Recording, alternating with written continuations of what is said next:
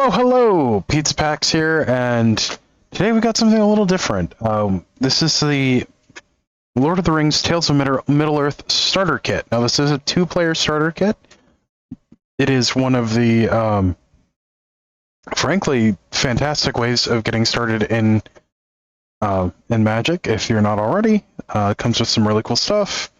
2 ready-to-play 60-card decks, a little play guide, a unlock code for Arena, which is pretty neat, and 2 deck boxes. So, if you're looking to get into Magic or have some friends or family that are interested in getting into Magic, this is a good way to get started. Now, they do make 2-player starter kits like this for every few sets.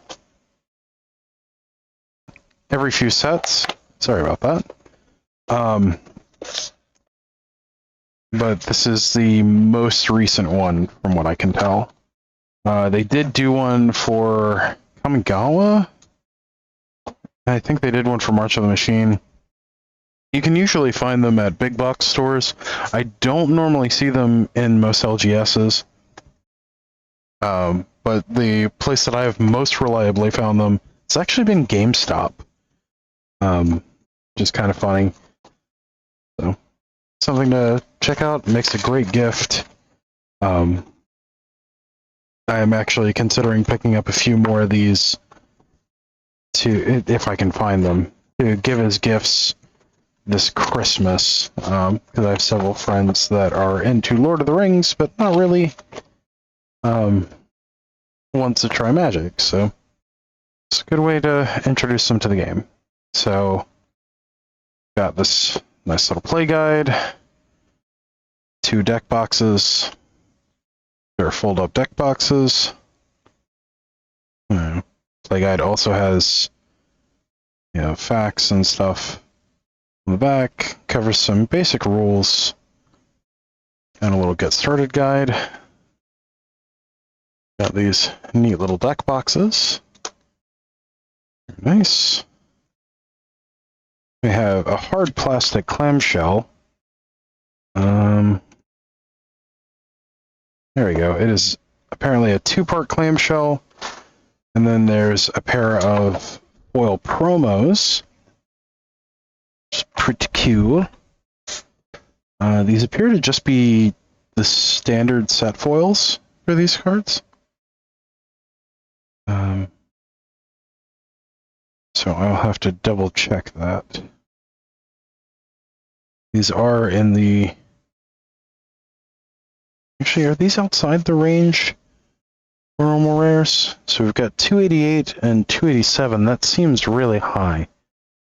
Let's check. Those are actually the out-of-band rares for set boosters. So they are... You can pull them in set boosters, but this is probably going to be the most reliable way to find them. So we'll put those off to the side. We've got 2 decks, and the Arena card appears to be on the back of it.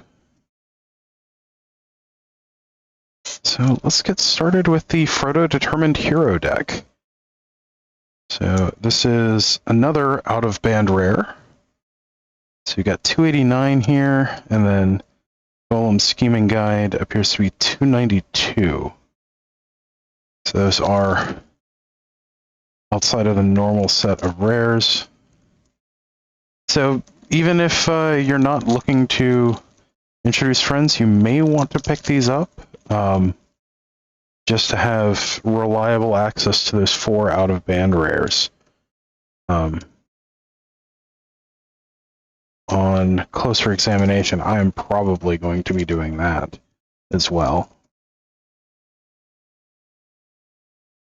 Alright, let's see what's in these things. Admittedly, I don't remember what I paid for these. I think it was like around 20 bucks, maybe a little bit more.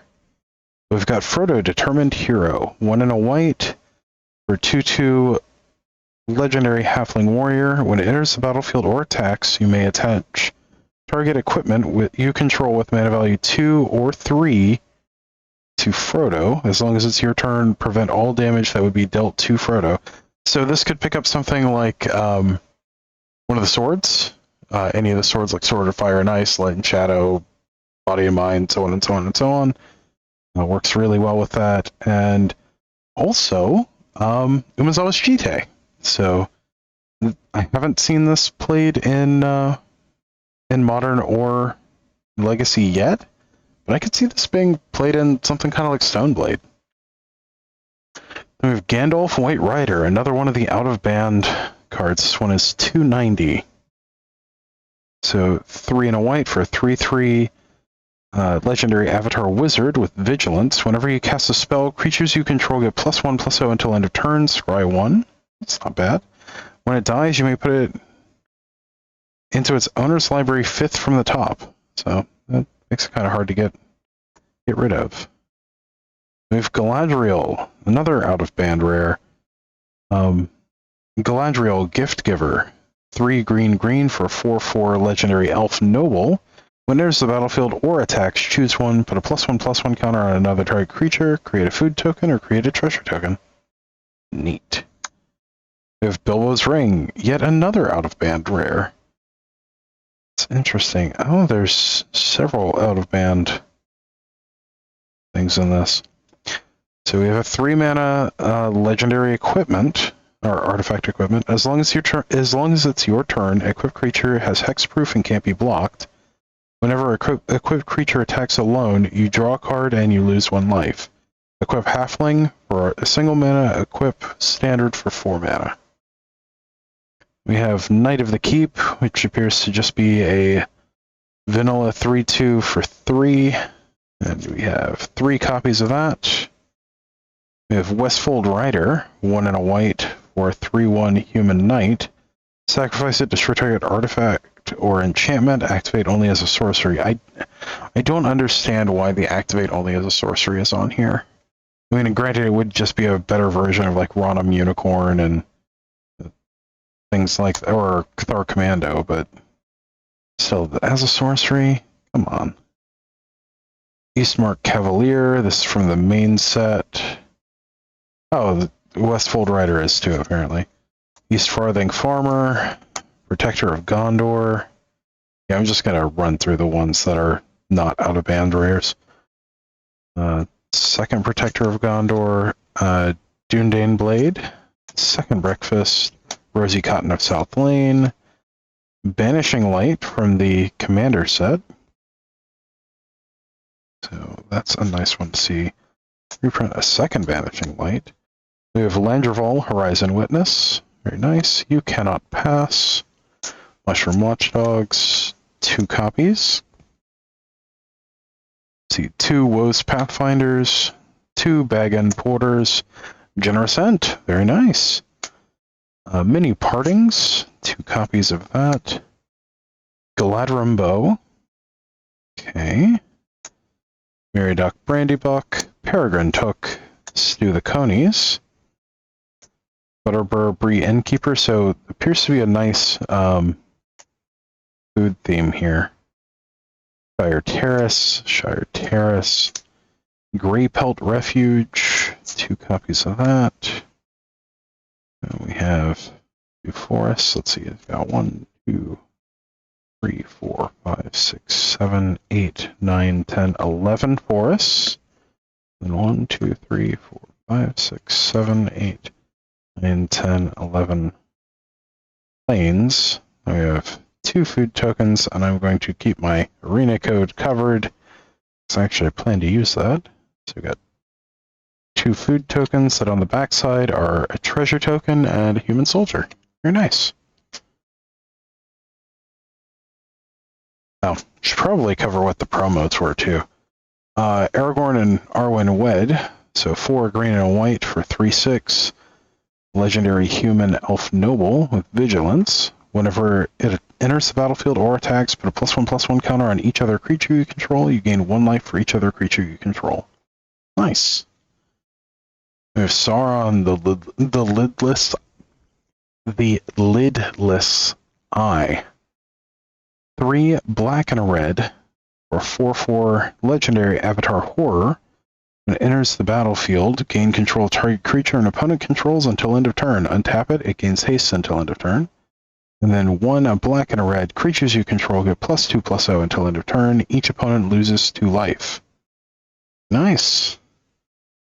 Alright, let's see what kind of goodies this deck has. So the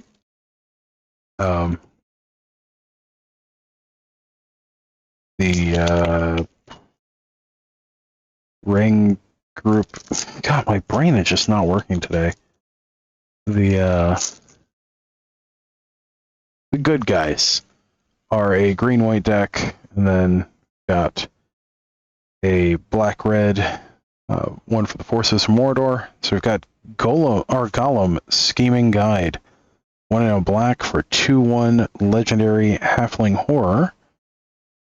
Whenever it attacks, look at the top 2 cards of your library, put them back in any order, then choose land or non-land. An opponent guesses whether or not the top card of your library is the chosen kind. Reveal that card. If they guessed right, remove Gollum from combat. Otherwise, you draw a card and Gollum can't be blocked this turn.